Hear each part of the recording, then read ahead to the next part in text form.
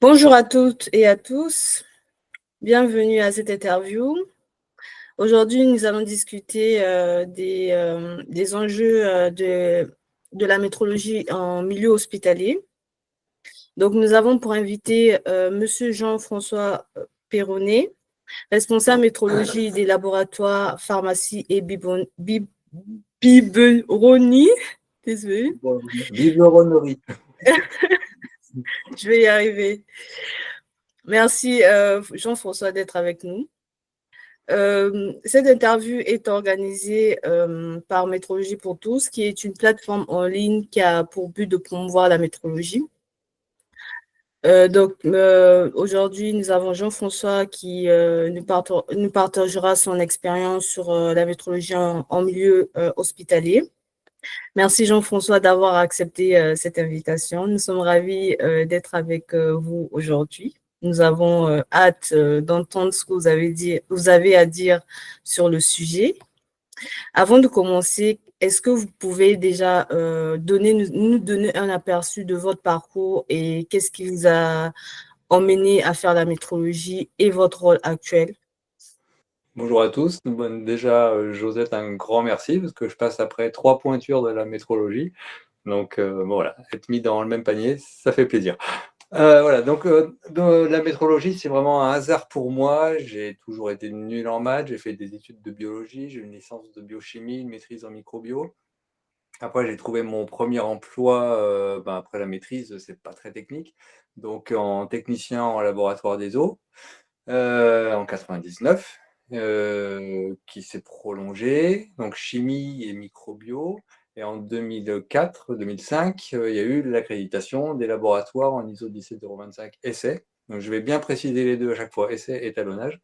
Le système qualité à mettre en place. Et du coup, il y avait aussi la métrologie. Et par bonheur, la société de consultants qui était venue a choisi de faire la métrologie en interne. Donc, c'était minimaliste à l'époque, mais il y avait quand même de bonnes bases. On avait le système LabGuard 2, et la particularité de la microbio des eaux, c'est qu'il y a beaucoup de températures différentes des bains et des étuves, même pour les analyses les plus basiques. Donc, plutôt que de faire venir un sous-traitant, acheter un kit de carto et le logiciel, c'était très rentable. Donc voilà, avec les étalonnages qui se faisaient vraiment un peu dans un volume d'eau stabilisant dans une étuve ou un réfrigérateur pour avoir quelques points. Voilà, bon, c'était les tout débuts. Donc après, en 2008, l'ARS, les eaux du robinet du département a fait un appel d'offres. C'était 70% de notre activité qu'on a perdu. Donc il a fallu beaucoup de l'activité du labo baissant, du monde est parti, et moi, il a fallu me trouver un mi-temps ailleurs. Et entre-temps, la 1589 était annoncée, l'accréditation des labos médicaux. Donc, comme il y avait un métrologue dans l'établissement, l'hôpital, qui est quand même assez grand, 2500 personnes en équivalent temps plein en personnel, donc, il y a eu une décision faite de me mettre à mi-temps, labo des eaux, technicien, responsable métrologie et responsable métrologie, labo médicaux pour la 1589. Donc, je suis parti de zéro, j'ai monté le système de zéro dans le médical. Voilà, après, donc, il y a eu des investissements de fait quand même pour faire la métrologie un peu mieux. Achat d'une balance pour faire les pipettes. Comme il y a de la biologie moléculaire, il y a des pipettes à 2,5 microlitres en volume nominal. Donc, on a eu j'ai une balance au microgramme avec un logiciel. Puis après, le bain d'étalonnage, une centrale d'acquisition pour faire les cartos avec mieux qu'avec les sondes numériques LabGuard et plus de capteurs différents, j'en reparlerai. Puis après, les macétalons aussi pour internaliser l'étalonnage des balances, voilà, etc.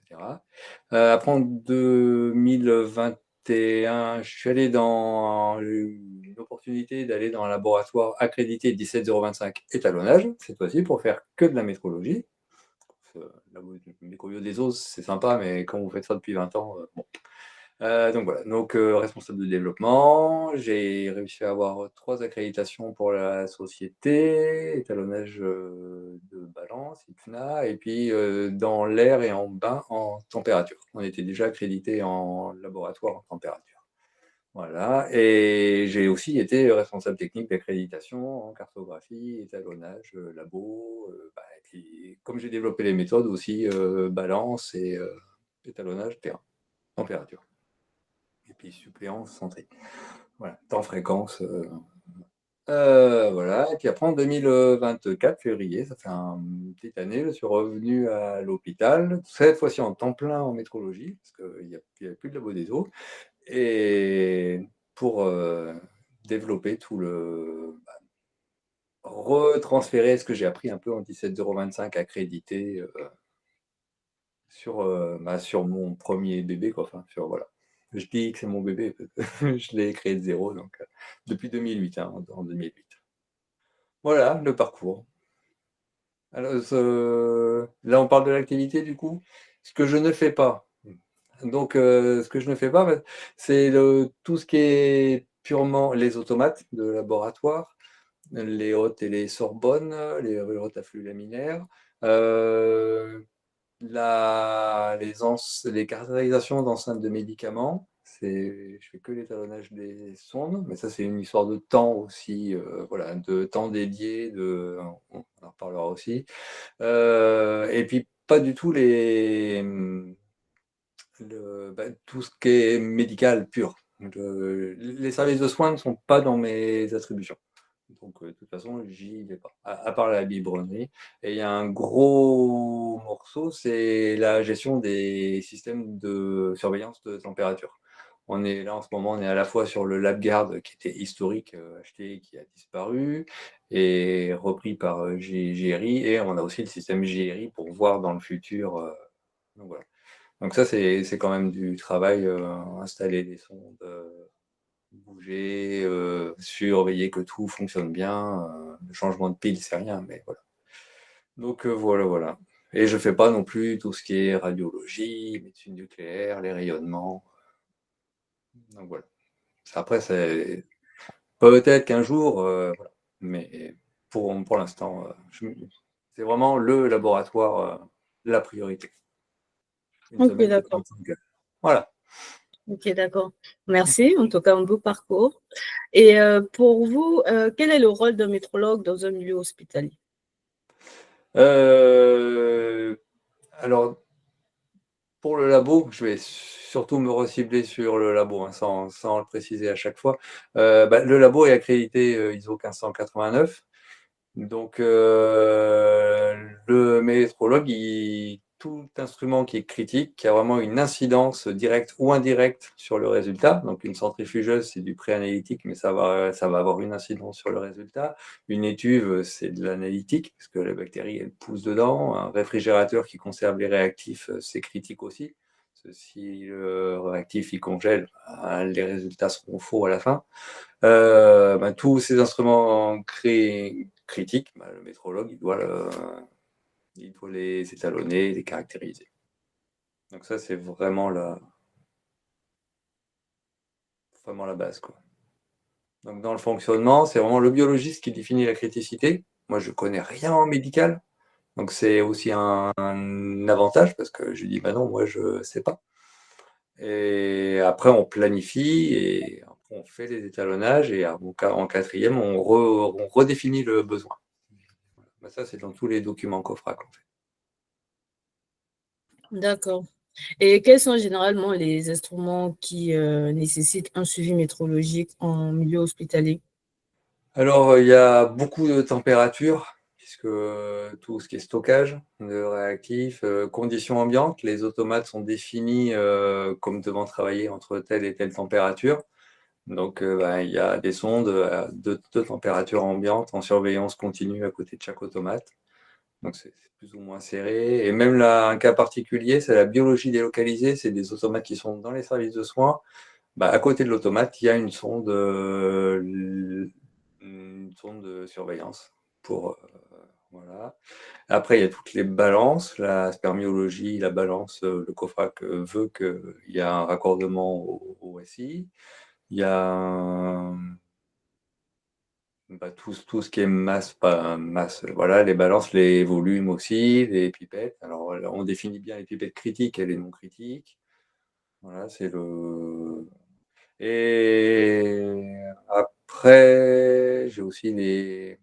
C'est un peu des à côté, mais il y a des sondes de mesure du CO2, l'hygrométrie. J'ai une sonde d'hygrométrie, spectrophotomètre. Et après, c'est les caractérisations un peu exotiques, je vais dire. Les platines qui servent à sécher les lames de microscope. Donc là, j'ai les microthermocouples qui se mettent entre lame et lamelle.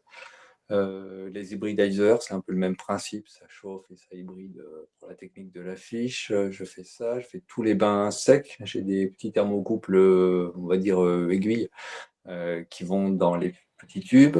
Voilà, donc tout ça, c'est des méthodes qui ont été développées au fur et à mesure. Spectrophotomètre aussi, qui fait lecteur de cuve et lecteur de plaques. J'ai des étalons, CO2. J'ai les pieds à coulisses pour antibiogramme aussi. Donc voilà, tout ce qui peut être fait en interne est fait en interne. Et puis les temps fréquences en centrifugeuse aussi. Voilà. Donc ça c'est pour les labos. Et après, vraiment, pour les services de soins et pharmacie, ça se résume au bon fonctionnement du système. Ça peut être assez prenant, bien que ça fonctionne mieux qu'au tout début. Et l'étalonnage des sondes de pharmacie. C'est aussi multi-site. Le laboratoire a 2 sites dans le département. Donc il faut aussi anticiper et pouvoir faire les étalonnages en délocalisé. Voilà, à 40 km. D'accord. Et donc, vous êtes sur des étalonnages en interne, des étalonnages en externe, ou ça dépend vraiment de la planification? Alors c'est la voie 3. Donc je suis en voie 3 interne. Donc la voie 3, j'ai mes étalons qui sont envoyés à un laboratoire accrédité. Donc ça me donne le raccordement au système international qui garantit, puisque j'ai le logo ou COFRAC ou DKS pour les étalons de spectro. Euh, et puis, donc les masses étalons, la sonde d'étalons de température, c'est envoyé. Ma balance, ben, le raccordement est fait avec mes masses étalons, je l'étalonne moi-même, la balance des pipettes. Qu'est-ce que j'envoie? La sonde CO2, c'est très spécial, c'est air liquide, fait un mélange diamond, on demande le pourcentage, c'est 5% de CO2 qui est raccordé par gravimétrie. Donc j'ai mon raccordement OSI avec ma bouteille. Donc après, je mets mes 2 sondes dans un caisson, je fais circuler le gaz et j'ai mon raccordement OSI et ma réponse à 4,98%. Voilà, en CO2. Il y a le temps fréquence, j'envoie le tachymètre. Le chronomètre, ben, vous allez sur le site LNCIRT, vous faites un raccordement OSI avec le chronomètre. C'est facile. Température, ben, je raccorde moi-même. Toutes les sondes de carto, thermocoupe de caractérisation, je raccorde à moi-même aussi. Une fois que la sonde d'étalon est faite en température, voilà, c'est de grosses économies derrière. Hein, parce que réfléchis. Donc les deux cas particuliers, c'est les pieds à coulisses, puisque le SH GTA 01 demande bien à ce qu'il n'y ait pas de raccordement, parce que c'est le biologiste qui lit le diamètre des antibiogrammes, et le pied à coulisses, c'est pour la lecture des antibiogrammes. Voilà, c'est indicatif, c'est un bon fonctionnement. J'ai eu un raccordement initial, mais voilà, depuis les calés talons, je m'en sers une fois par an. Donc, voilà. Et l'autre système un peu spécial, c'est l'hygrométrie. J'ai la méthode d'Essel, donc c'est un étalon intrinsèque. Donc je mets ma sonde d'hygro au pourcentage d'utilisation. D'accord. Et vous avez parlé de la voie 3 interne. Qu'est-ce que ça veut dire exactement? Il y a combien de types de voies? Est-ce que vous pouvez un peu développer Oui, sur oui, cette oui. partie? Oui, voilà. Donc la voie 3 interne, c'est vraiment mes étalons qui sont étalonnés en labo COFRAC. Ça me donne le raccordement, mais aussi l'incertitude d'étalonnage et l'erreur de justesse. Donc après, ça dépend du rapport. S'il y a la fonction d'étalonnage, je l'utilise différemment. Si c'est un rapport classique, enfin voilà, j'ai plein de systèmes de gestion en fonction de mes EMT d'étalons, des dérives, tout ça. Et donc, un étalon donne le raccordement au SI et après, moi, je me sers de mon étalon pour faire autant de sondes que je veux. Ma sonde de température, elle étalonne peut-être 3, en comptant par point, je suis à 400 points dans l'année, 250 points. J'ai 250 sondes de surveillance, donc plus toutes les sondes de carto en 6 points. Donc oui, enfin voilà, ça fait beaucoup. Euh, donc c'est voilà. Alors l'alternative, ce qu'on trouve encore, c'est la voie 2. Donc la voie 2, c'est le laboratoire va envoyer tous ces instruments, enfin faire venir ou envoyer tous ces instruments à un laboratoire accrédité. Donc là, le coût explose. Donc s'il en a, ça dépend la rentabilité, mais c'est du temps de gestion paperasse. On ne peut pas dire ça autrement. Il y a beaucoup de papier, et puis c'est gérer les impondérables dus aux planifications.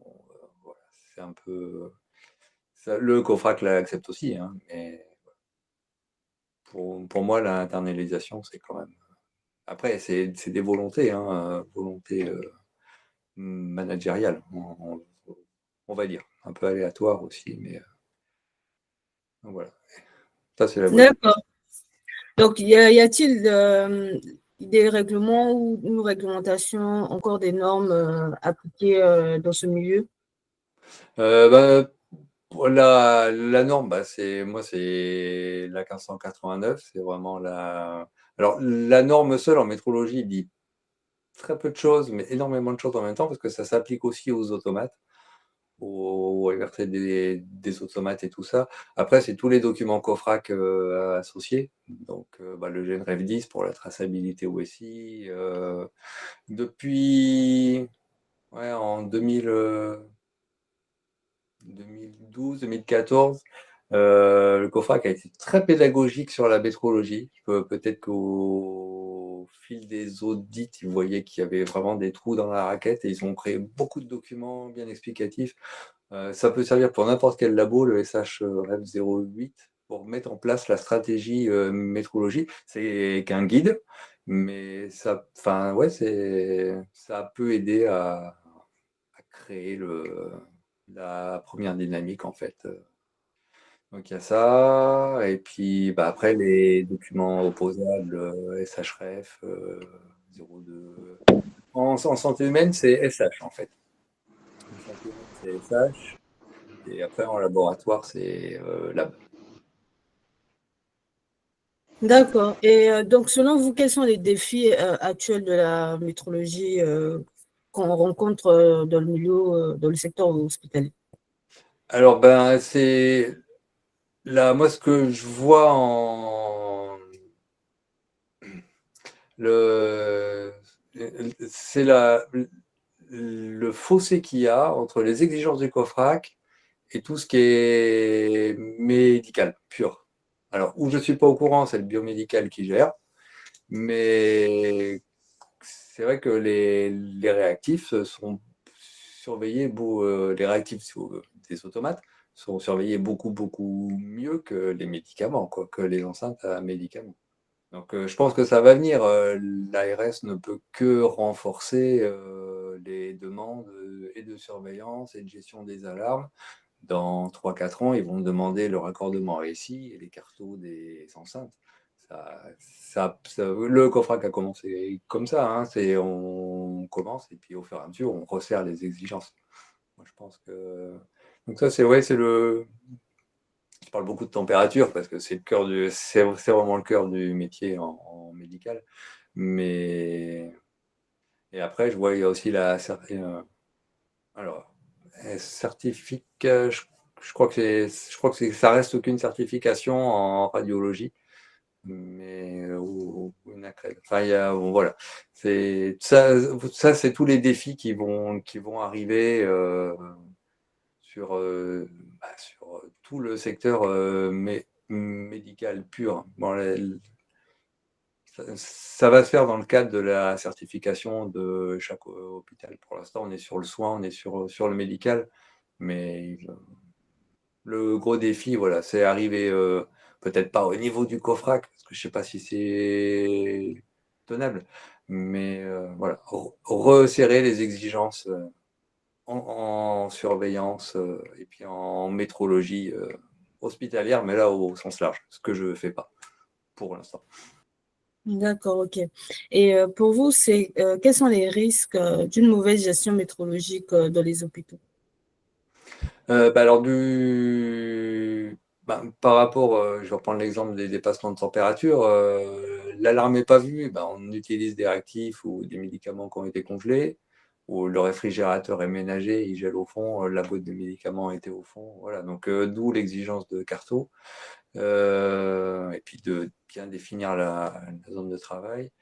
Et puis de gestion des alarmes solides. Et puis, si on voit l'alarme, c'est presque mieux parce qu'on jette on jette ce qu'il y a eu un risque. Après, on regarde les fiches de stress et tout ça. Donc, voilà. Alors après, les risques en élargissant encore au niveau de la radiologie, tout ça, voilà, c'est des surexpositions de doses et tout ça. Mais là, je suis pas spécialiste, hein. D'accord, ok. Et donc, quels sont les domaines donc d'étalonnage qui se font au centre hospitalier de Troyes? De Troyes? Donc, température, beaucoup. Euh, Donc moi, je fais de -30 à 100 degrés. On revient un peu sur les instruments, les caractérisations, voilà, réfrigérateur, congélateur. Je fais pas les -80 pour l'instant parce que ça nécessite un bain qui descend à -80. Donc peut-être, dans pas longtemps, on verra. Et, donc, une astuce comme ça, les -80, ils sont non critiques, puisqu'ils sont ni cartographiés et les sons ne sont pas étalonnés. Voilà. Après, c'est -80. S'ils montent à -40, on sait qu'il y a un gros risque. Donc, sont étalonnés ou pas, la température est tellement extrême. Après, c'est de la gestion des risques, hein, ça. Donc voilà. Moi, j'ai fait un peu Donc, le tour de tout. donc, dans votre parcours, vous avez dit que vous êtes allé vous former dans un laboratoire accrédité. Et donc, quels sont les points communs entre donc la voie 3 en interne et le laboratoire accrédité 17025 et également dans un laboratoire de biologie médicale selon la norme 15189? Alors, Est-ce- oui, alors, ouais. Déjà, je vais parler 1589 et 17025 essais, comme ce que je faisais au laboratoire des eaux. Donc là, c'est très, très, très, très proche. Bon, sauf que la production, c'est du soin, enfin, c'est du résultat pour soigner le patient en 1589 et c'est du résultat d'analyse en 17025 essais. Les habilitations, c'est pareil. La voie 3 interne, ça peut être exactement la même. Les instruments peuvent changer, mais ça peut être du. Il y a labo des eaux, il y a labo veto, il y a des labos de chimie en 17025 accrédités, il y a beaucoup de choses. Donc là, c'est vraiment, vraiment commun. Avec les documents COFRAC aussi utilisés. Alors, les documents COFRAC ne sont pas les mêmes. Le raccordement OSI est toujours là. Vous utilisez les documents Lab GTA pour les labos d'essai, en plus et les labs GTA qui servent aux labos d'étalonnage accrédités, ils peuvent être utilisés aussi. Ça fait des guides pour la voie 3 interne. Et les labs GTA spécifiques analytiques, vous les utilisez vraiment pour vos analyses essais. Donc voilà. Et alors après, du coup, puis vous avez tous les GNRF qui sont communs aussi. Donc, et par contre, quand vous passez de la 1589 à la 17025 étalonnage, ça n'a plus rien à voir. Il y a le raccordement OSI qui est commun. Et encore, comme vous vendez enfin, le plus souvent, vous ne faites pas accréditer pour le plaisir, vous vendez une prestation, donc il faut quand même avoir des incertitudes raisonnables pour pas déclasser les sondes des clients, enfin les sondes ou les instruments des clients sans raison. Donc l'étalonnage, vous le faites dans des labos nationaux de métrologie, vous le faites au LNE, parce que les incertitudes sont quand même beaucoup plus réduites. Les contrôles interlabos sont obligatoires en 17025 étalonnage, logiquement sur toute votre portée par cycle d'accréditation. Donc, si vous faites 3 types de sondes de température, bah, vous faites des cils avec tout et sur toute votre portée en température. Si vous êtes accrédité de moins 30 degrés à 100 degrés en étalonnage et en carto, bah, vous faites une carto à moins 30 et une carto à 100, une carto à 20. Enfin voilà. Les audits sont très différents aussi. Donc, l'audit en 1589, c'est le qualiticien qui vient et qui connaît la métrologie quand même. Et donc ça dure une demi-heure à 2 heures, c'est plus du fonctionnement, c'est global. Un audit technique 17,25 € étalonnage, l'auditeur, il est spécialiste dans son domaine. Vous allez rien lui apprendre.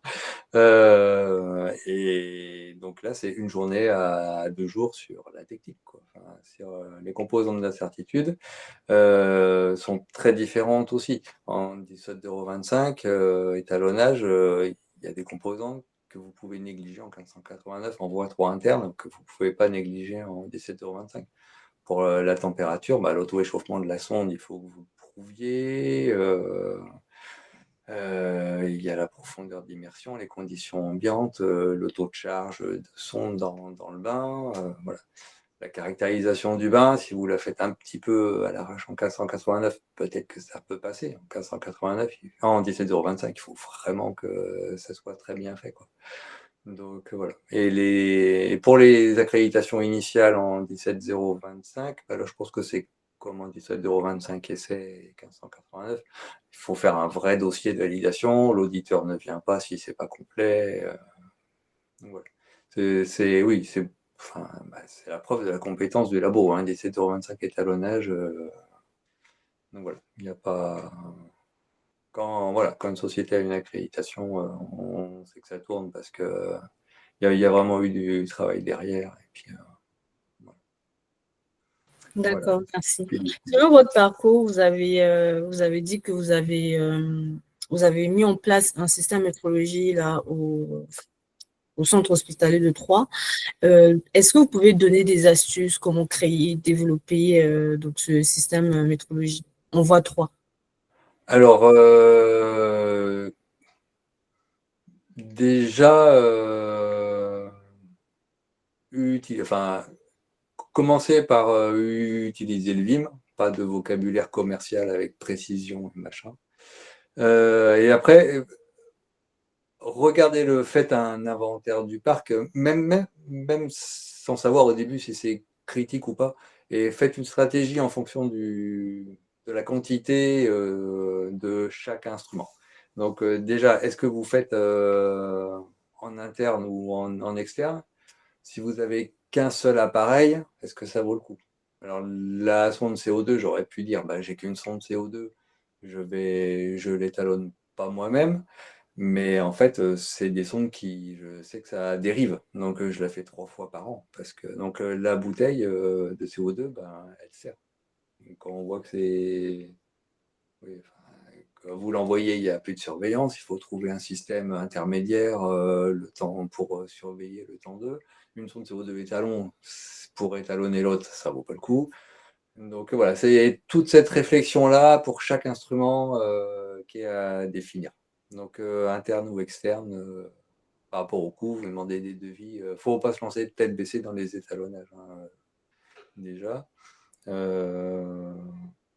Après,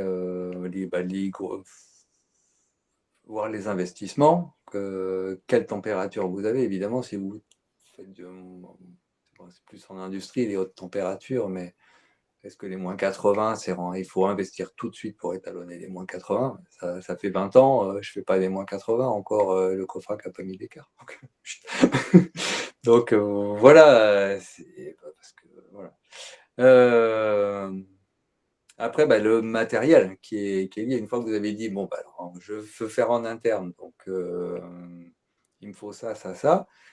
sur quoi vous partez par rapport à vos compétences. Est-ce que vous achetez tout? Est-ce que vous allez acheter une centrale d'acquisition avec des sondes, tout ça? Ou est-ce que vous dites, la voie interne est quand même beaucoup moins exigeante que du 17025. En voie interne, vous pouvez faire une cartographie avec des sondes numériques, on ne vous dira rien. Évitez de faire les cartos avec des sondes qui s'étalonnent dans l'air avec des grosses incertitudes.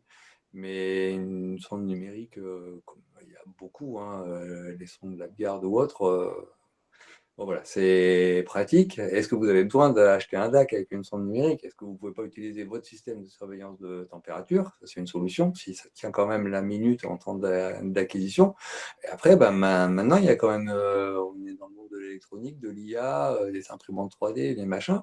Pourquoi vous ne prenez pas un Raspberry Pi, un Pico W, et puis faire votre petit DAC avec une résistance, une sonde numérique et un programme en Python?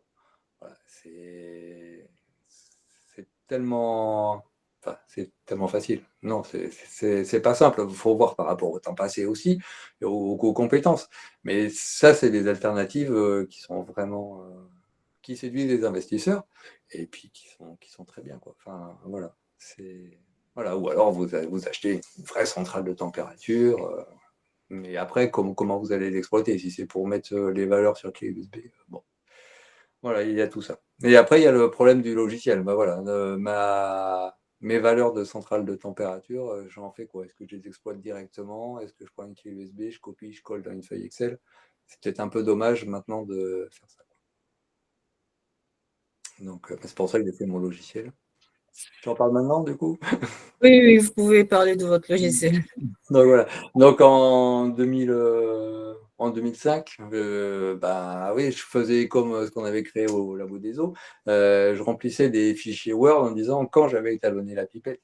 Moi, je me suis dit, mais c'est ridicule. Oui, ok, j'ai fait la pipette là, chouette, le planning est respecté. Mais ma pipette, elle monte, elle descend, elle fait quoi? Donc je me suis mis au VBA, j'ai commencé avec les pipettes et j'ai créé mon logiciel entier modulaire donc voilà, il y a une vidéo sur LinkedIn. Bah, il a bien évolué depuis, mais le principe est le même. Voilà. Alors VBA c'est has-been, mais pour des petites données Excel comme ça, c'est pratique. Ça s'exploite de n'importe quel poste. Voilà. Par rapport aux librairies Python et tout ça, c'est quand même plus compliqué. Et puis aux droits aussi qui sont limités en secteur hospitalier par rapport à la sécurité informatique. Donc voilà, le logiciel il s'est développé petit à petit. Là, je le reprends, je travaille sur la nouvelle 1540. Je ferai un poste dans pas long, enfin, un poste quand ça sera prêt. Donc voilà. Donc le logiciel, oui. Donc si vous le faites, prenez la règle une information à un emplacement. Ne doublez pas les infos. Comme ça permet quand on a les valeurs, quand vous avez saisi les valeurs de votre étalon, du dernier certificat d'étalonnage. Donc moi, mes feuilles, chaque instrument, pour chaque instrument, étalon ou pas, il y a une feuille matérielle, c'est le deuxième onglet, une feuille Excel, et une fiche de vie, c'est le premier onglet. Donc la fiche de vie, les lignes se complètent au fur et à mesure de chaque étalonnage. Il suffit que je prenne les valeurs de la dernière ligne, et quand j'ouvre mon module de contrôle de pipette, ça va chercher les derniers étalonnages de la sonde de température d'eau, d'air, des incertitudes de la balance et tout ça. Donc vous avez, comme ça, vous pouvez mettre un système de liens et tout est toujours à jour. Et l'avantage, donc les cartos, je contrôle ma centrale Keysight en SCPI. Donc c'est un petit code Excel, et comme ça c'est Excel qui contrôle directement les acquisitions. Quand la carte est faite, le rapport sort, les fiches de vie sont complétées, et voilà, ça évite les erreurs de retranscription. Voilà. C'est des idées voilà, que vous pouvez reprendre, automatiser le plus possible. Alors évidemment, il faut valider, c'est un gros morceau. La validation, c'est facile de garder les traces avec des vidéos. Vous prenez VLC, vous passez tous les cas de figure, vous faites un enregistrement du bureau, vous passez tous les cas de figure en revue, vous voyez si ça marche. Si ça marche, ça marche. On ne vous demandera pas une validation extrême comme en 17025 et étalonnage. Mais il faut la faire quand même, parce qu'en programmation, les erreurs sont vite là. D'accord. Et ça vous a pris combien de temps? Parce que c'est vrai qu'on parle, le C'est sans logiciel fin. était développé. Ça, ça va me prendre toute ma vie, je crois. D'accord. Là, il n'est pas encore terminé, c'est ça? Bah non, non, parce que bah là, je rajoute, j'ai rajouté plein de choses en 17,25 €. Là, on a acheté des sondes qui vont à -80 pour anticiper les étalonnages à -80, des sondes cryo qui font -200 à 100 degrés. Donc, j'ai changé le système d'étalonnage. J'ai rajouté beaucoup de fonctions d'étalonnage aussi avec MCare pour les centrifugeuses. Donc, que je veux mettre un peu partout, parce que la fonction d'étalonnage, c'est quand même super important. Et MCare aussi, ça a cet avantage de pouvoir être intégré à Excel. Donc, le VBA est super pratique, quoi. Donc, un jour, je vais essayer de finaliser, de faire un 3,2 m, mais comme je ne sais pas encore la métrologie grandit encore, on n'a pas parlé de mes nouveaux locaux, du coup, parce que bah, je ne reviens pas dessus, on en parle. Le labo des eaux était un bâtiment isolé pour livrer tous les bactériaux, tout ça, et les échantillons. L'hôpital a voulu le récupérer, donc du coup, ils m'ont fait ce nouveau local de métrologie super beau, tout neuf, voilà, en 2 mois. Ouais, vous regarderez le post si vous voulez voir les photos, ceux qui n'ont pas vu. Voilà. On était sur quoi du coup? J'ai tergiversé j'ai digressé sur les labos, sur le local. Vous avez parlé du logiciel MCAR. Est-ce que vous pouvez dire davantage? Alors oui, MCare c'est gratuit, vous l'avez sur le site du CF, ouais, enfin vous tapez MCare, c'est Deltamu qui fait un super boulot, qu'il a fait aussi avec le CFM, tout ça. Vous pouvez le télécharger, c'est juste une feuille Excel et ça vous donne la fonction d'étalonnage. Donc, vous avez deux façons de l'utiliser. Vous mettez vos causes d'incertitude, ça gère les covariances. Alors, les covariances, on voit trop. Déjà en 17,25 € avec l'étalonnage, on ne vous en parlera pas beaucoup, mais alors on voit trop interne, si elles n'y sont pas, c'est pas grave. Mais ça gère les covariances, si vous voulez aller plus loin. Donc, vous mettez vos causes d'incertitude et ça va vous calculer vraiment la réponse de votre appareil est étalonné par rapport à l'étalon. Moi, je l'utilise, je mets vraiment les incertitudes, les valeurs de l'étalon, les valeurs de l'étalonné, les incertitudes dues à l'étalonnage et les incertitudes dues à l'étalonné. Donc, vous avez vos 4 colonnes et MKR va vous sortir les coefficients B0 et B1, la réponse, la linéarité et la réponse en linéarité et en offset de votre appareil est étalonné. Et le gros. Alors, vous avez aussi les incertitudes. Donc, ça, vous l'aurez avec les. J'ai un poste avec les centrifugeuses. Du coup, vous validez tout de suite votre appareil vraiment sur toute sa gamme de. Vous faites un étalonnage en 5 points, mais qu'est-ce qui se passe entre les points? Et là, ça vous permet de prouver, de garantir que tous les points sont bons. Enfin, que voilà, que vous ne dépassez pas vos EMT à aucun endroit. Parce que MCAR vous donne aussi les incertitudes en tenant compte du résidu de chaque point. Voilà. Donc, c'est tout le monde devrait l'utiliser et sur tous les labos d'étalonnage. D'accord, donc on retient MCAR. MCAR, ouais. Voilà. Donc, selon votre expérience, quelles recommandations pouvez-vous donner aux établissements hospitaliers pour améliorer leur gestion métrologique? Pour moi, c'est internalisé. Quand j'entends, je vois qu'il y a moi, j'ai 200, allez, j'ai 250 sondes. Peut-être ça va peut-être gonfler si tous les réfrigérateurs de tout. Il y a 26 établissements. L'hôpital de Troyes, c'est un bout des hôpitaux Champagne-Sud. Il y a 26 établissements. En imaginant une sonde par réfrigérateur de médicaments, on va monter à 400 peut-être. Mais c'est internalisé parce que il y a des établissements, ils ont 1500 sondes. Et ils sous-traitent tout, quoi. Donc, c'est bien, ça fait travailler du privé, ça fait travailler des gens, mais bon, la France est endettée, donc, et économiser là-dessus, quoi. Enfin, c'est fou. Ah, d'accord, il faut les compétences, mais bon. Voilà. C'est une histoire de basculement de moyens. Je pense que c'est juste ça. Et puis, ben, si les hôpitaux sont petits, ben, vous mutualisez, vous faites un métrologue qui fait tout le département. Voilà. Dans les D'ac- endroits où il n'y a que des petits hôpitaux. Et après, oui, pour commencer, temps fréquence, c'est ce qui nécessite le moins gros investissement. Un tachymètre, un chronomètre, un petit thermomètre, même que vous pouvez faire raccorder en voie 2. Bah, voilà, vous faites vos centrifugeuses. N'importe quel gros labo, voilà, vous pouvez faire la métrologie des centrifugeuses, c'est pas les incertitudes les plus difficiles. Donc voilà, pour commencer par quelque chose.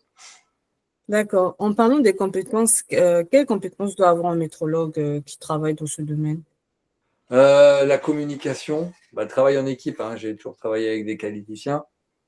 Donc, c'est deux métiers pour moi complètement différents. Le qualiticien, c'est politique, le métrologue, il est pragmatique, il est sur les chiffres. Faire les deux. Ceux qui arrivent vraiment à faire les deux à la fois vachement bien, chapeau, hein, parce que enfin, c'est très très différent. De la pédagogie, pour faire comprendre aux techniciens, bah voilà, bah non, la pipette, tu la mets pas horizontale quand il y a de l'eau dedans, voilà. Des choses comme ça. La passion du métier, ça c'est évident.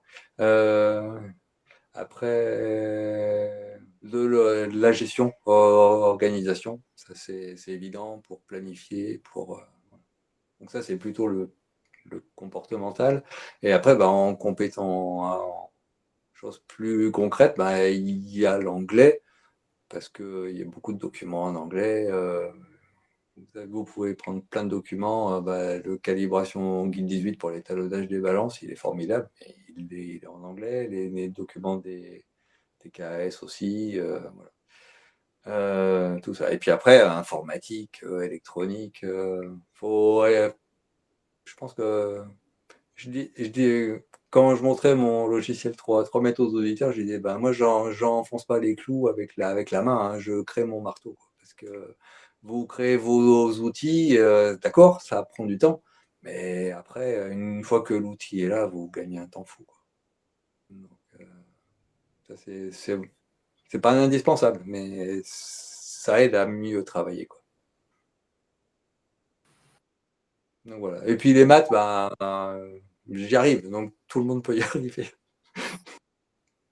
Il y a plus de stats que d'algèbre pure, en fait, hein. C'est oui, les statistiques, oui.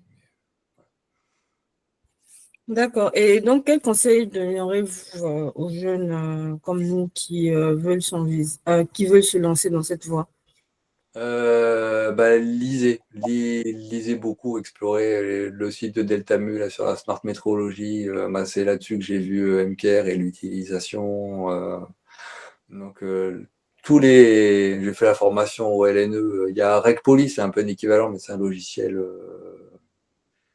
qui est vraiment spécifique, qui est complètement autonome. La formation au LNE m'a hélas rien apporté. Ils l'ont modifié depuis. Mais alors que j'ai plus tout compris avec les livres blancs de Delcamus sur les statistiques, les 3 volumes sont formidables. Et puis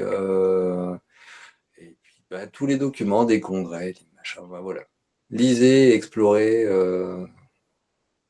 avec des sources fiables, hein, quoi, voilà.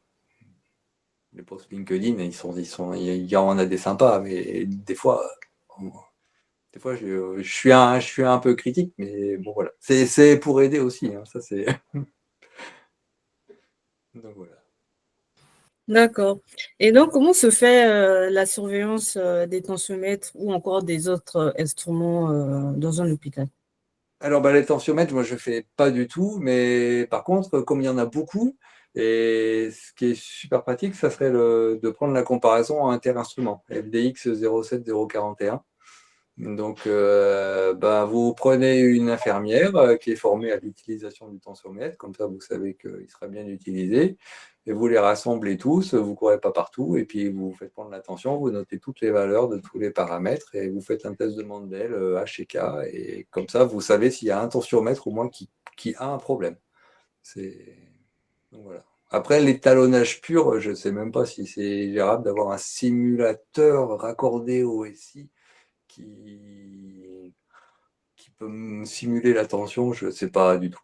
Voilà. C'est pas mon domaine, ça, du coup. Donc, mais le test de Mandel, oui, c'est. D'accord. Peut-on switcher entre l'industrie et peut-on switcher entre l'industrie et l'hôpital et quelles sont par exemple, les difficultés que l'on peut être emmené à avoir si on quitte l'industrie pour aller dans le domaine de l'hôpital, dans le domaine médical?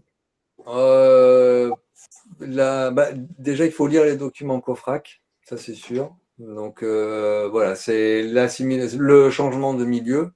Je pense qu'on quitte le dimensionnel pour trouver de la température. C'est un peu, il y a autant de température dans les labos qu'il y a de dimensionnel en industrie. Je suis peut-être un peu réducteur, j'ai jamais travaillé en industrie, mais ça dépend des domaines.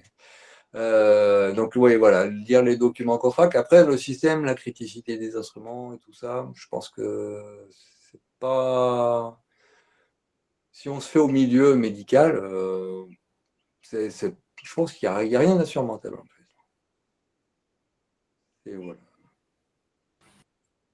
Après, D'accord, ouais. Après si c'est vers la pharmacopée, cosmétique, c'est encore autre chose là.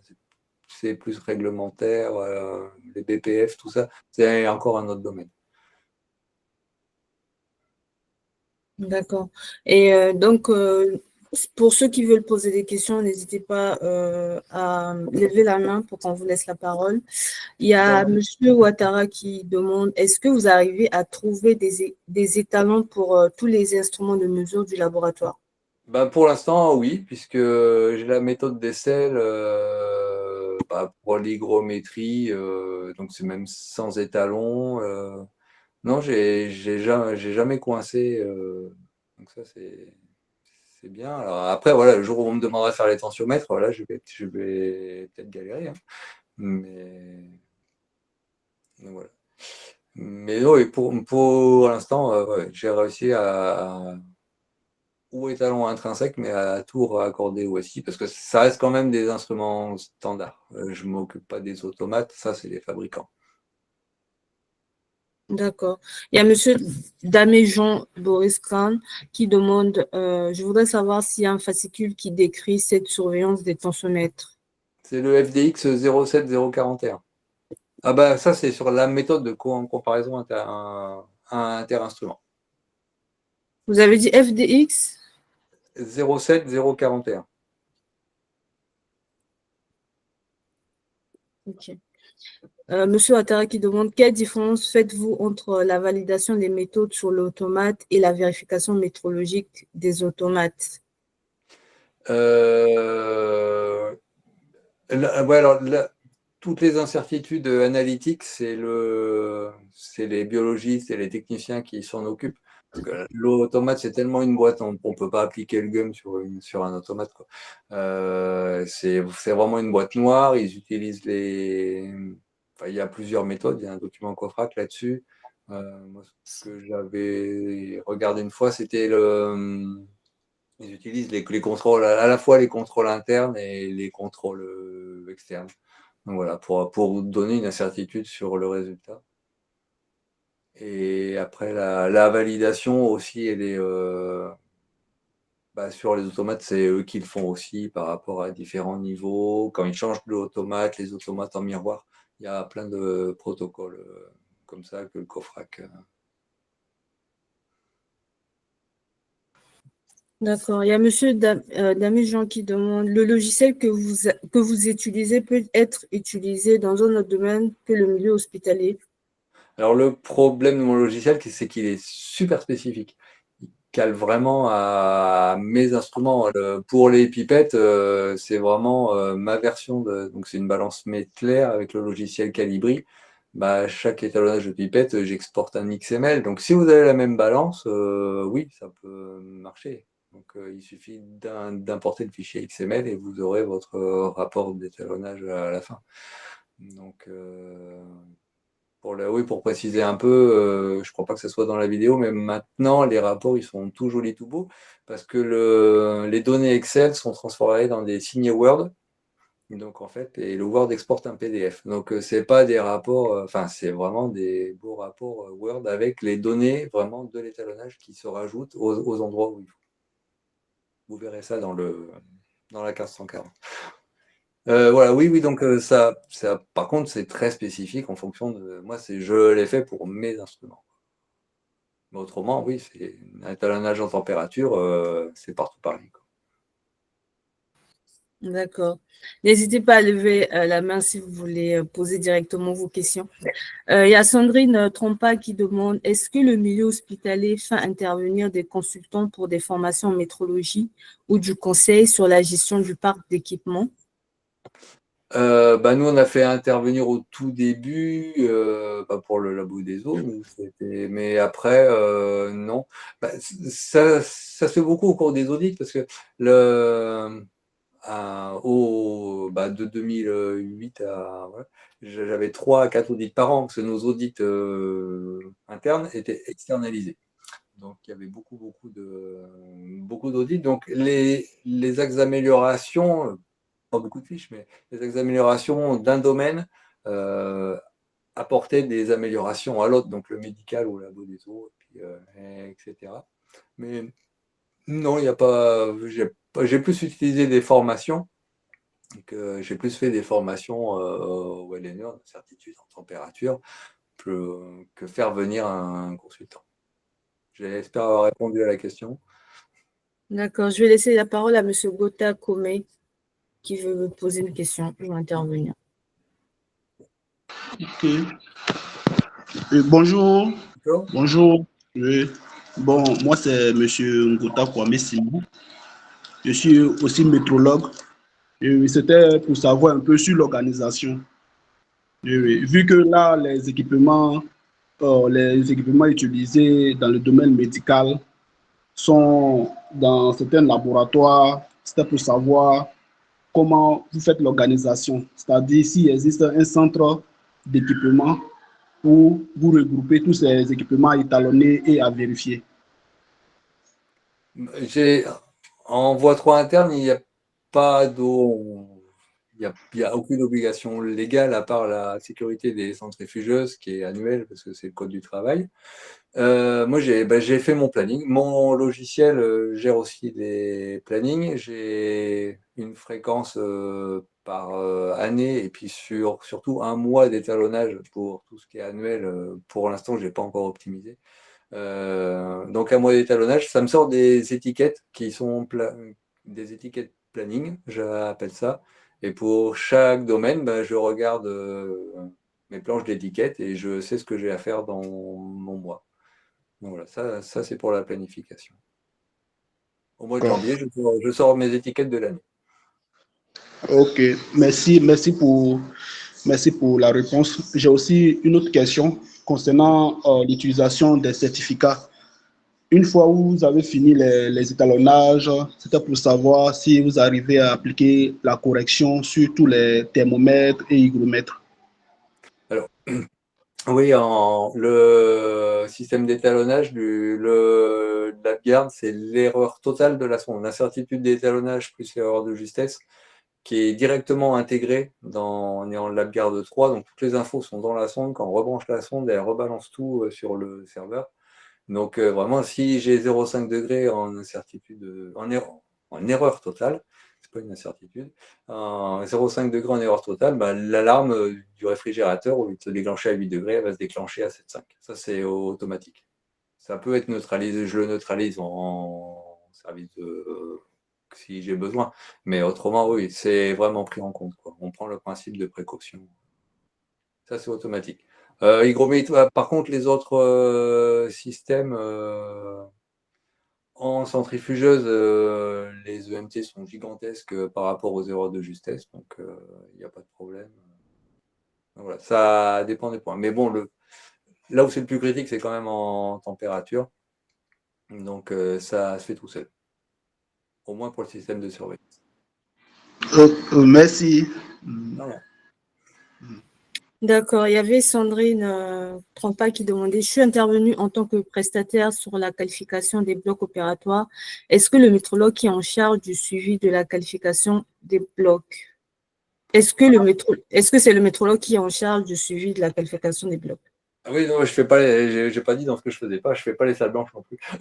Je fais pas. D'accord, ok. Ouais, il y a les blocs. Mais ça doit être géré par le biomédical quand même. Bon, après, il y a des surveillances par le service d'hygiène et tout ça.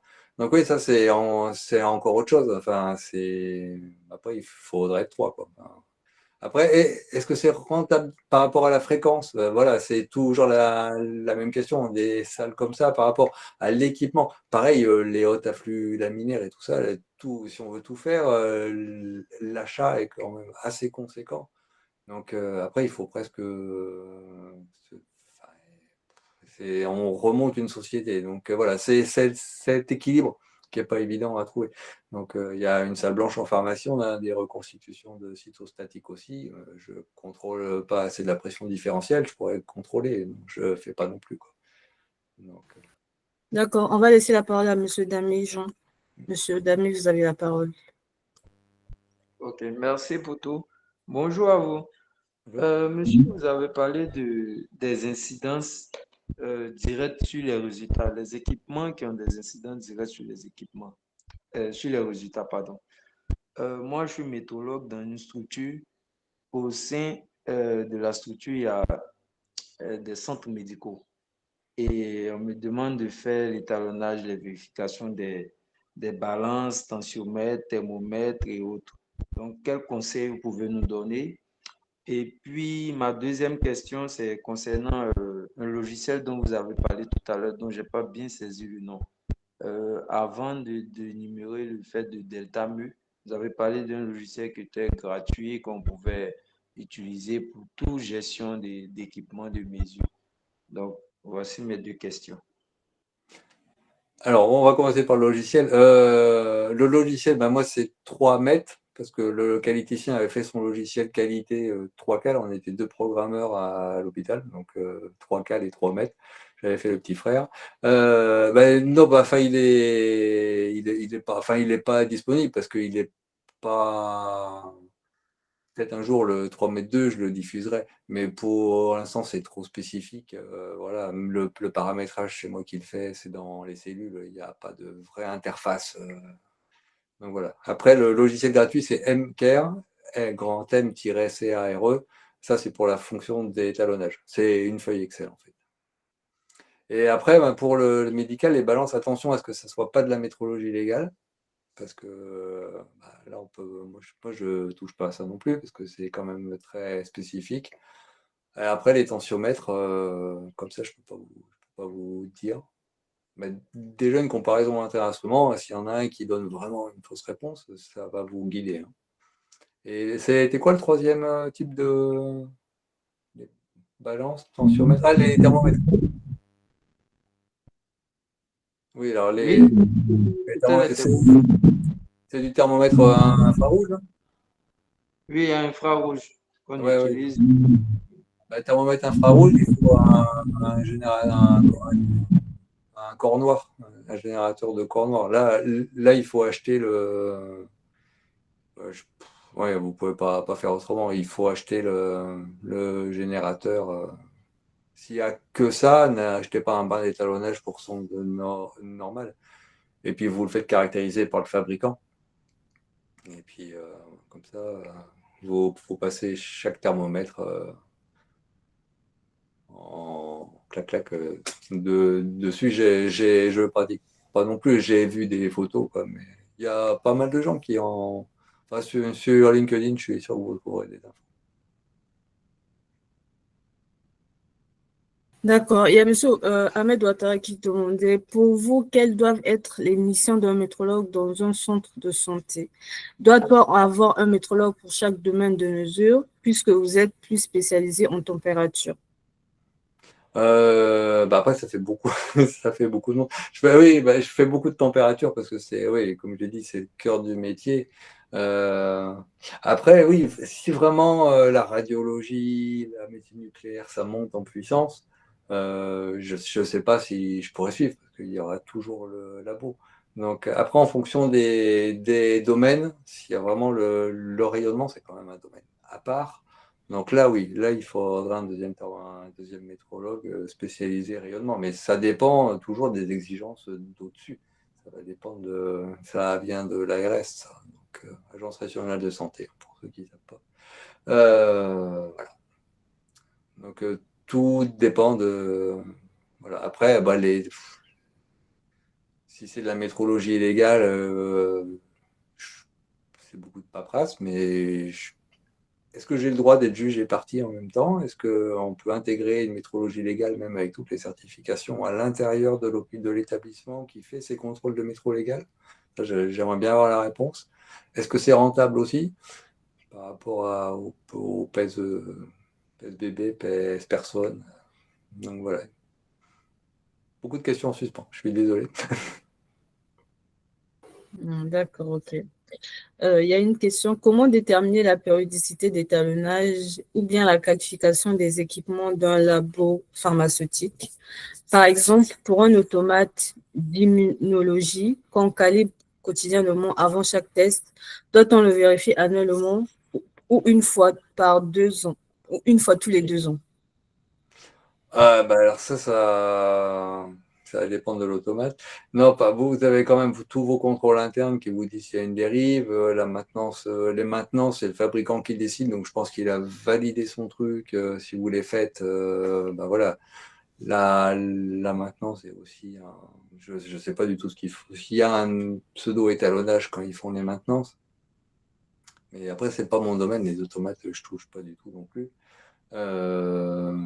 Après, par contre, sur la fréquence de chaque instrument générique, ce que j'ai commencé à faire sur 3 mètres, mon logiciel, c'est classer. Par exemple, on prend les pipettes pour chaque volume, et en fonction du nombre de non-conformités ou de quand elles se rapprochent de l'EMT, que je dois les ajuster. Donc, il n'y a pas de non-conformité, mais je vois qu'elle commence à dériver. La pipette, elle perd des points et après, on peut les classer dans différentes cases. Et donc, le but du jeu, après, c'est celles qui sont vraiment dans le rouge et le violet. Je les fais beaucoup plus souvent que celles qui ont toujours été vertes. Donc, ça, voilà, ça c'est un projet aussi. Mais bon, voilà, je ne peux pas tout faire en même temps. Donc, ça, c'est une autre stratégie. C'est une alternative à Operette qui est difficile quand même à appliquer en médical, je pense. Ça peut jouer en industrie, mais pour la métro, labo 1589, j'arrive pas à appréhender encore le truc. Donc voilà. Ouais, donc pour l'automate, voilà, c'est à peu près tout ce que je peux dire. D'accord. La réunion est-elle enregistrée? Oui, la réunion est enregistrée. Il y a d'autres qui disent qu'ils n'entendent pas, il n'y a pas de son. Est-ce que vous nous entendez bien? Oui, très, très bien. Ok, merci. Je vais passer la parole à Stéphanie et Frédéric. Vous avez la parole.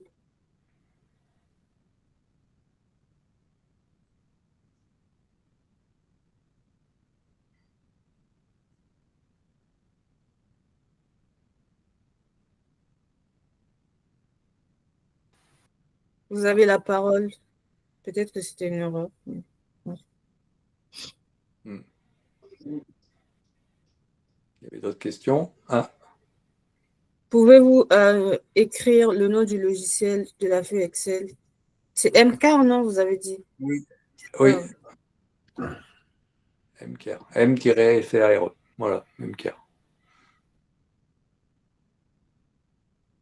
D'accord. Et vous avez dit que vous avez travaillé, non, vous avez été dans un laboratoire 17025. Qu'est-ce que vous avez fait exactement pendant cette période-là? Donc, à l'origine, c'était vraiment pour faire des nouvelles accréditations. Et je me suis retrouvé directeur technique comme l'ancien était parti. Donc, j'ai formé les techniciens aussi. Avant, les techniciens étaient formés sur site client. Donc là, il y avait assez de matériel et d'espace pour faire une salle de formation.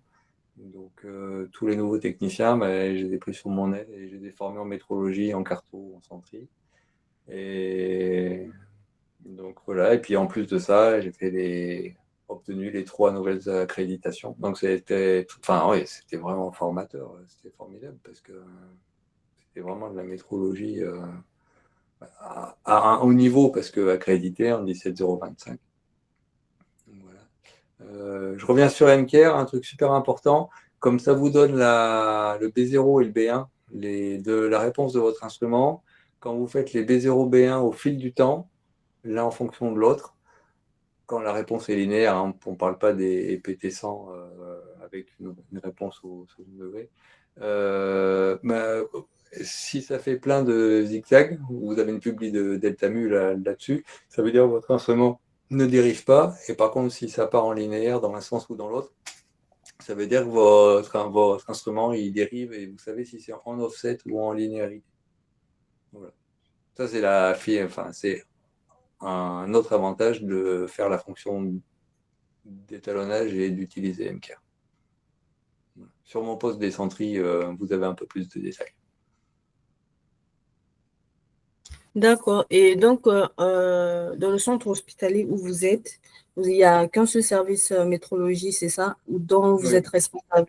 OK. Ouais, Et dans ce service-là, vous êtes que sur la température, vous n'êtes pas sur d'autres équipements. C'est bien ça.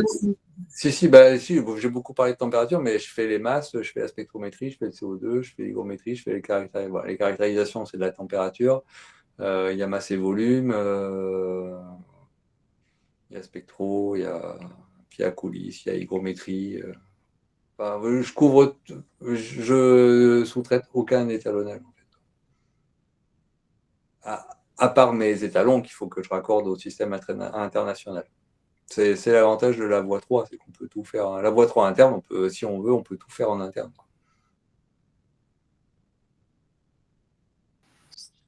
Monsieur Kofi Ivan, si je vous laisse la parole. Okay. Bonjour monsieur, bonjour madame. Bonjour. Je voudrais savoir, parmi tous vos domaines d'intervention, quel était le plus difficile? Parce que moi, je suis étudiant et je voudrais avoir une idée de ce qui était plus difficile dans le milieu médical à faire. Waouh.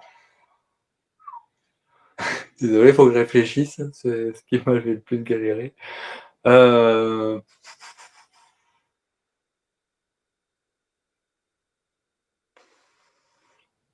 Tout se fait avec le temps, mais je sais pas. Comme ça.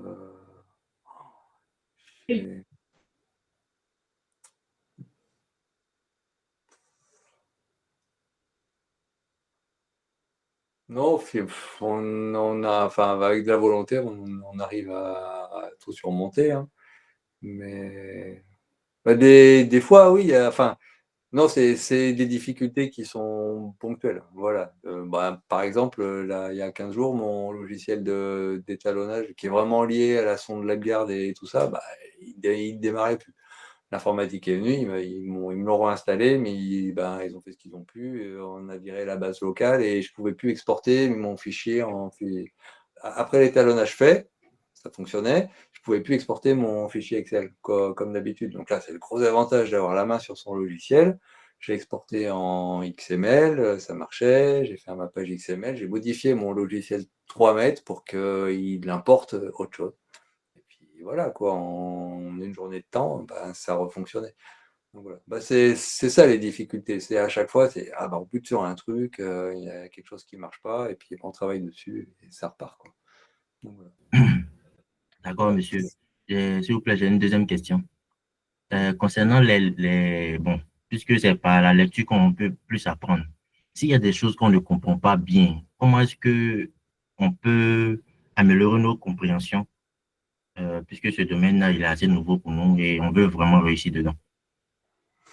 Oui, alors, donc, après, si c'est vraiment spécifique, faire une vraie formation avec un organisme qui connaît vraiment. Et puis, si c'est des questions ponctuelles, il y a LinkedIn aussi. Hein, c'est quand même un super outil. C'est pour ça que je me suis mis dessus depuis en 2008, quand j'ai commencé, pour rencontrer d'autres métrologues comme moi qui se lançaient en interne, qui se lançaient dans la voie 3 interne pour la 1589. Et puis après, là, il faut trouver la documentation, la lecture. Il y a pas mal de bouquins gratuits aussi. Donc voilà, après, voilà, il faut chercher. D'accord, monsieur. Merci beaucoup, monsieur. Rien. C'est un peu bateau comme réponse, hein, je suis désolé, mais. Il y a M. Ouattara qui demandait, pouvez-vous en dire plus sur la spectrométrie?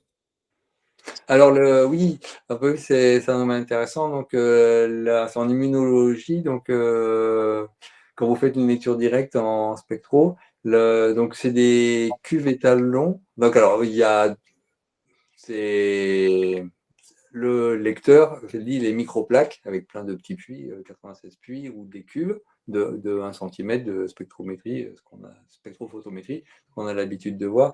Donc vous avez un filtre holmium, vous faites le spectre et vous regardez si les pics à chaque fois, je vais essayer de passer la main, que vous voyez.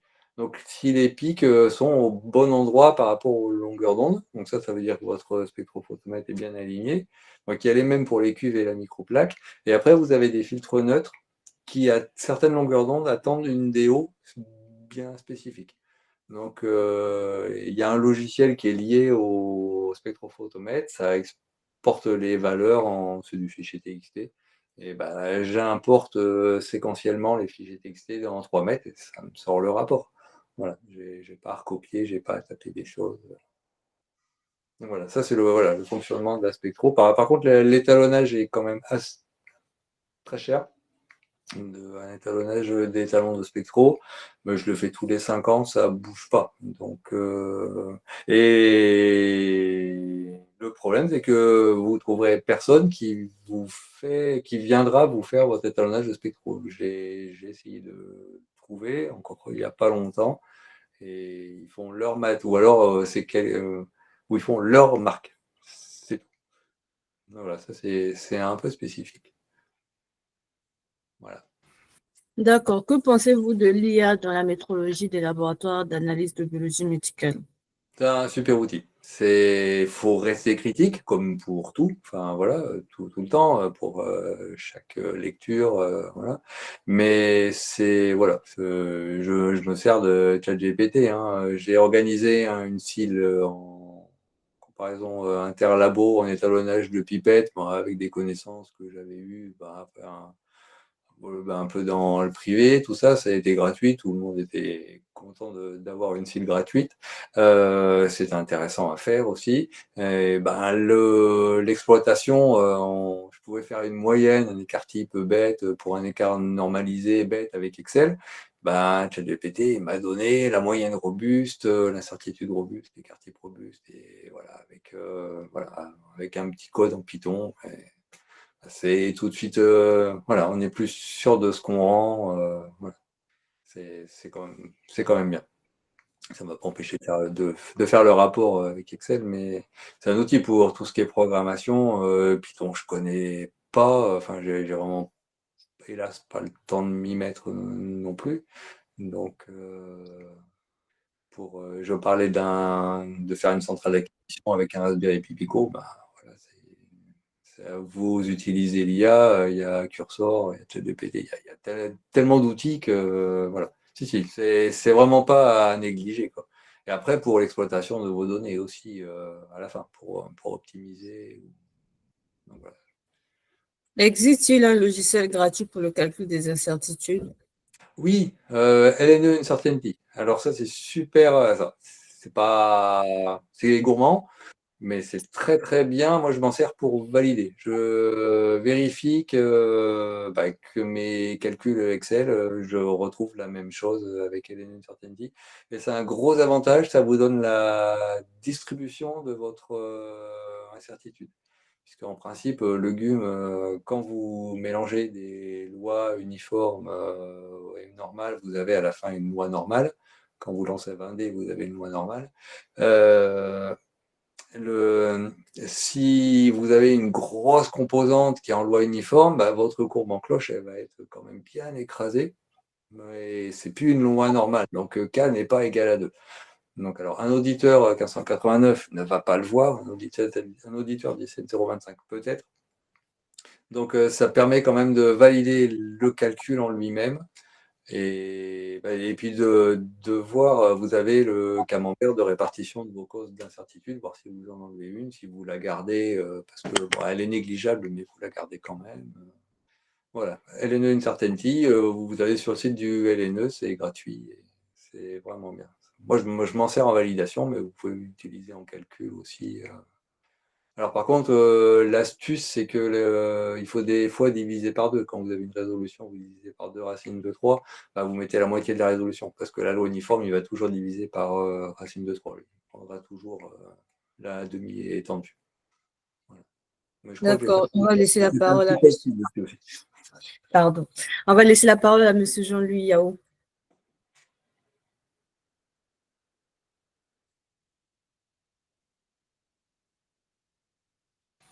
Monsieur Jean-Louis Yao, vous avez la parole.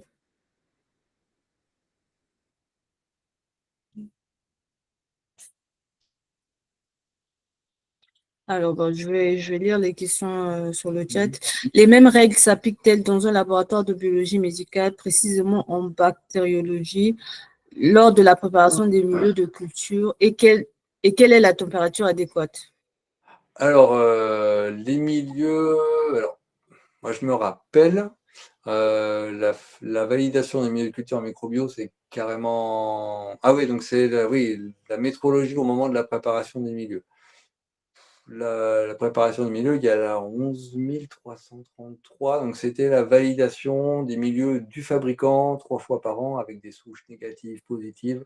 C'est une usine à gaz pas possible. Alors, quand vous faites vos milieux vous-même, alors ça, c'est quand vous êtes accrédité 17,25 € essai, hein, mais c'est demandé. Alors, quand vous faites vos milieux vous-même, est-ce qu'il faut raccorder le. De toute façon, si vous cramez votre milieu, si c'est trop chaud, si c'est trop froid, la gare va pas fondre. Si c'est trop chaud, vous allez tout cramer, vous n'aurez pas de pouce après. Il faut au moins un contrôle de pouce négative et positive après, avec du rendement, des pastilles bioréférence, pour être sûr que votre milieu il fonctionne. Donc la métrologie est presque accessoire à ce milieu-là, parce que c'est tellement complexe. C'est plus la validation, une fois que le milieu est dans la boîte, qui va compter, je pense. D'accord. Avez-vous déjà utilisé des traceurs de température pour la caractérisation des enceintes? Des traceurs, ce qui s'étalonnent dans l'air, là, les petits. C'est ça? Les traceurs de température. Des traceurs. Monsieur Ouattara, si vous pouvez. Oui, exactement, c'est ça. Ah oui, oui. Non, parce que l'étalonnage dans l'air, vous avez tout de suite des incertitudes très très grandes. Donc vous risquez de déclasser à tort votre réfrigérateur, enfin votre enceinte. Ça peut être du chaud, du froid. Une sonde numérique, à défaut, ça peut passer, mais au moins quelque chose qui est immergeable. Voilà. Si c'est un thermocouple, c'est un thermocouple. Le thermocouple, il y a quand même tous les problèmes de points de référence froid. Mais voilà, une sonde numérique en 1589, je pense qu'il n'y a toujours pas de problème. Bon, il y en a qui font avec des traceurs mais bon, si on veut bien faire, évitez quoi. Quelle métrologie s'occupe de la dangerosité des ondes d'appareils d'imagerie médicale? Je ne sais pas du tout, j'ai jamais mis les pieds en radio. Enfin, si, pour faire des radios, mais c'est tout. Non, voilà, donc là, c'est vraiment un domaine. Mais je sais qu'il y a des référents, de toute façon. Alors après, est-ce que c'est de la métrologie ou du réglementaire? On est toujours un peu borderline sur les deux. Et bon, j'avoue mon ignorance sur ce point-là. Voilà. D'accord. On arrive bientôt au terme de la fin de l'interview. Si vous vérifiez la vitesse du flux luminaire V4 et qu'elle n'est pas dans le spectre, quelle est la solution à adapter, s'il vous plaît? Peut-on résoudre ce problème? Si vous vérifiez la vitesse d'un flux luminaire V4 et qu'elle n'est pas dans le spectre, quelle est la solution adaptée pour résoudre ce problème? C'est en spectrophotométrie, ça ou... Oui, ça a l'air d'être ça. Vous n'avez pas Bah, de... Non, là, je pratique. Pour moi, c'est après, il a toujours été conforme, le spectro, donc je me suis jamais posé la question. Après, voilà, s'il y a un problème, c'est retour fabricant, hein. Je vais pas démonter la machine pour régler quelque chose. D'accord. Et donc, du coup, pour les spectrophotomètres, c'est plutôt de l'étalonnage où vous faites appel à un prestataire accrédité Non, de ce- j'ai mes étalons en spectrophotométrie. D'accord, vous êtes- J'ai mes cuves étalons, filtre holmium, filtre neutre, et ma plaque étalon où dessus j'ai le filtre neutre et le filtre holmium. Donc c'est cher à l'achat, c'est cher à l'étalonnage, mais au moins vous pouvez le vérifier plusieurs fois. Et la plaque, je la passe à l'endroit et à l'envers, comme ça vous couvrez plus de superficie, comme il n'y a que 5 puits. Comme ça vous validez vraiment en double votre plaque. D'accord. Donc, avant de nous quitter, est-ce que vous avez un dernier mot, une idée que vous aimeriez partager avec la communauté? Moi, j'ai vu une phrase que j'aime bien sur LinkedIn. Alors, c'est un nom indien, pakistanais, c'est Trust but Verify. C'est vraiment une devise voilà, qu'on devrait toujours avoir en tête. Voilà, c'était sur le mur d'un labo. J'ai eu un beau labo et sur le mur, ils avaient affiché ça en gros avec le nom de l'auteur. Et j'ai trouvé ça tellement juste et applicable à la métrologie, quoi. Donc vous lisez, vous croyez, mais vous regardez pour comprendre déjà un peu mieux et éventuellement. Et puis, est-ce que c'est vrai? Est-ce que ça colle? Et puis voilà, il faut toujours douter aussi. C'est le but du métrologue, ne jamais être sûr de soi. Ça, c'est la base aussi. D'accord. Et on voit que vous êtes actif sur LinkedIn. On va voir ce que vous par rapport au logiciel, vos avancements. On va s'appeler. Ah bah oui, le prochain c'est la 1540, là il va falloir que je retravaille un peu, il faut que j'arrive à travailler. Voilà, j'ai eu le déménagement, je vais essayer de faire du 5S aussi dans mon nouveau labo, ça serait bien. Donc c'est le moment, de toute façon, arriver dans du neuf et bien ranger les choses, bien étiqueter et que chaque chose ait sa place. Donc voilà, et puis le prochain poste, ça sera sur la 1540, oui. D'accord. En tout cas, je vous remercie d'avoir accepté cette invitation. Il y a une dernière question. Merci beaucoup. S'il vous plaît, le nom du logiciel qui calcule les incertitudes de mesure. Et y a-t-il aussi un logiciel qui calcule les UMT? Alors les incertitudes, c'est LNE Uncertainty. Donc vous allez LNE. sur le site du LNE, vous le trouvez, Laboratoire national d'essai. Et les EMT, c'est un vaste programme parce que moi, c'est le biologiste qui définit les EMT. Donc, c'est pas à moi de définir. Après, il les trouve dans les référentiels. En microbio, il y a le REMIC. Ça peut être dans les manuels fabricants. Vous centrifugez à 2000 G, plus ou moins 200 G, quand c'est écrit. Et autrement, c'est les biologistes qui décident, hein. Ils disent, moi, à 200 G, c'est bon. 300 RPM, ça ne changera rien. Donc, bon, voilà, moi, j'applique ça. Et après, 3 mètres, dans le fonctionnement du logiciel encore, mon logiciel me sort des listes avec tous les équipements et le biologiste signe le besoin en métrologie. C'est la définition des besoins en métrologie. C'est ma base de travail, puisque là, je dis, OK, tout ce que je vais faire, ça sera étalonné selon ces EMT et ces consignes. D'accord. Merci Jean-François. Merci à tous. Merci d'avoir participé. Merci aussi d'avoir accepté cette invitation. Nous avons beaucoup appris de votre expérience. Donc, je vous souhaite un beau week-end et restez connectés pour le prochain interview. Et on va se dire sur LinkedIn. N'hésitez pas à suivre nos actualités. Il y aura un prochain interview avec un autre expert. Donc, merci à tous et au revoir. Merci, au revoir.